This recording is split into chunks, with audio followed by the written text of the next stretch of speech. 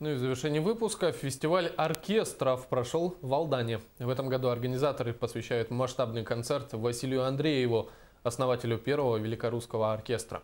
Мероприятие проводят в рамках проекта «Музыка для всех», рассказывает Татьяна Вахнина. В чудную гармонию сплетаются переборы струн, звон клавиш и шум ударных инструментов. В районном доме культуры артисты Государственного концертного оркестра Якутии проводят генеральную акустическую репетицию. Спустя пару часов состоится торжественное открытие межрегионального фестиваля оркестров и ансамблей. Фестиваль посвящен основателю первого великорусского оркестра Василию Андрееву.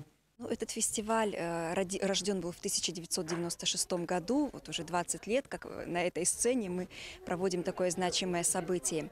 И последние, получается, 6 лет он у нас проходит в рамках всероссийской акции по пропаганде исполнительства на традиционных струнных инструментах «Балалайка. Душа России».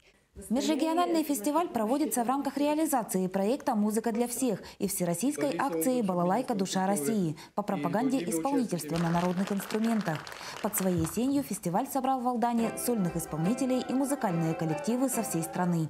Гостей у нас много. Значит, география в этом году такова. Это Республика Саха-Якутия, несколько районов, Хабаровский край, Амурская область традиционно представлена и Новосибирская область. Вот такая у нас география в этом году. То есть каждый раз по-разному, но вот сейчас сложилось так. Фестивальные дни обещают стать насыщенными. Кроме конкурсных прослушиваний по различным категориям, которые пройдут в Алданской школе искусств имени Никитина, в районном доме культуры состоятся концерты мастеров музыкального искусства. На сцену выйдут заслуженные артисты и лауреаты республиканских, всероссийских и международных конкурсов. Татьяна Вахнина, Сергей Шипачев, Дмитрий Заливин, НВК Саха, Алдан.